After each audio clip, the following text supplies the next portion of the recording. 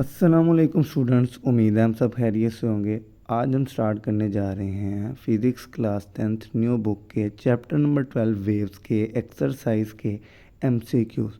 सबसे पहला एमसीक्यूज़ वो है हमारे पास the direction of vibration in a longitudinal wave के मीन लॉन्गिट्यूडनल वेव्स के डायरेक्शन क्या होती है वाइब्रेशन की। तो हम देखते हैं, सबसे पहला पॉइंट है हमारे पास ऑप्शन में at right angles to the wave direction, B है in a circular motion, C है opposite to the wave direction, D है in the wave direction as the wave travel. तो हम इसका जो ऑप्शन है करेक्ट वो है डी ऑप्शन।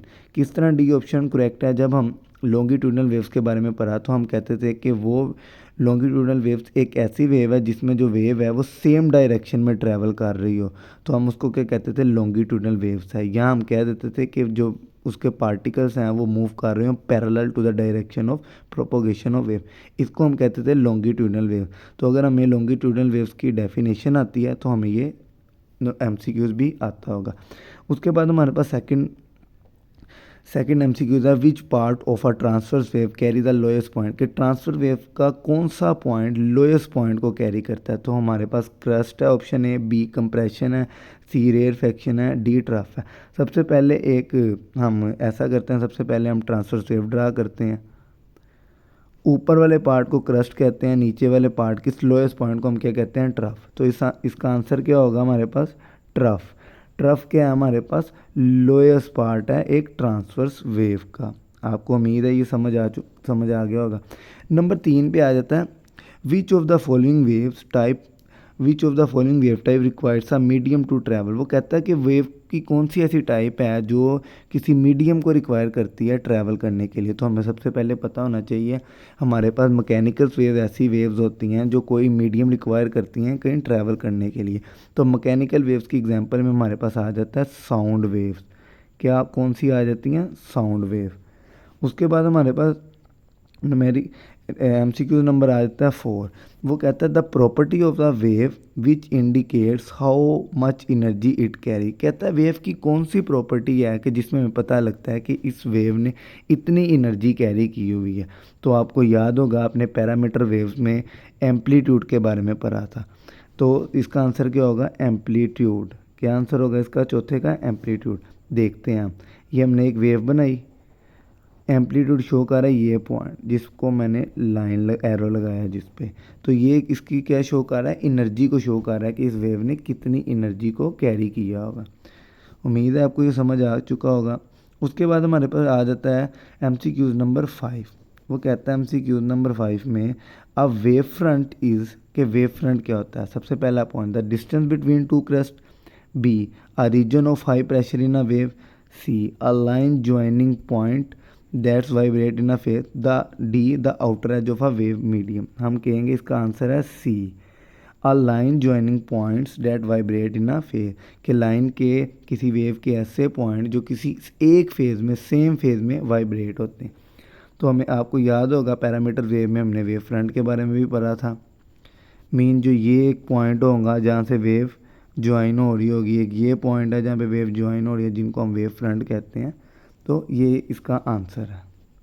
उम्मीद है आपको ये भी समझ आ गया होगा।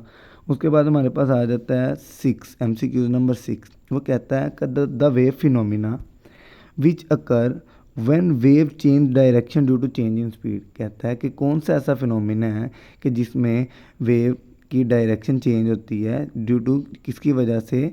चेंज इन स्पीड की वजह से। तो हमें पता होना चाहिए रिफ्रैक्शन। हमने रिफ्लेक्शन के बारे में भी पढ़ा था। रिफ्लेक्शन हमने पढ़ा था कि बाउंस बैक हो जाती है सेम मीडियम में। डायफ्रैक्ट का मतलब स्प्रेड आउट, मीन जिसमें स्पीड चेंज होती थी, वो हमने पढ़ा था रिफ्रैक्शन में। तो उम्मीद है आपको ये समझ आ गया होगा। उसके बाद हमारे पास जो अगला एमसीक्यूज है 7। वो कहता है what happen to wave speed and a wavelength when tsunami wave approaches shallow water, कि जब सुनामी वेव किसी शैलो वाटर को अप्रोच करती है तो क्या होता है। तो हम सबसे पहले करते हैं ऑप्शन नंबर ए है speed increase wavelength increase, B है speed decrease wavelength shorten, C है speed remain the same wavelength shorten, D है हमारे पास speed increase wavelength stay constant. तो हमारे पास एमसीक्यू नंबर 7 का आंसर आ जाता है बी, स्पीड डिक्रीज और वेवलेंथ शॉर्ट। ये हमने सुनामी वेव्स में उसकी करेक्टरिस्टिक में ये पहले 2 पॉइंट यही पढ़े थे कि स्पीड का डिक्रीज हो जाना वेव स्पीड का, और वेवलेंथ का शॉर्ट हो जाना कि जब वो शैलो वाटर को अप्रोच करती हैं सुनामी वेव। शैलो वाटर से मुराद जिधर कम पानी होता है, मीन जहाँ पे कम पानी होता है। उम्मीद है आपको ये समझ आ गया होगा। उसके बाद हमारे पास लास्ट एमसीक्यूज है, which wave behaviour explain how sound is heard around a corner. वो कहता है कि कौन सी वेव एक्सप्लेन करती है कि हम साउंड को किसी कॉर्नर पे सुन सकते हैं। तो हमारे पास सबसे पहला ऑप्शन है रिफ्लेक्शन, फिर है रिफ्रैक्शन, फिर है इंटरफेरेंस, और नंबर 4 है डायफ्रैक्शन। तो हमारे पास ऑप्शन इसका करेक्ट है डायफ्रैक्शन। बिकॉज जब हमने डायफ्रैक्शन की एग्जांपल पढ़ी थी तो हमने पढ़ा था कि वो वेव ऐसी वेव जो जब भी हम साउंड वेव्स को बोलते हैं तो वो क्या करती हैं, दीवारों को कोनों से टकरा के फैल जाते हैं, जिस वजह से लोग हमारी आवाज़ सुन सकते हैं।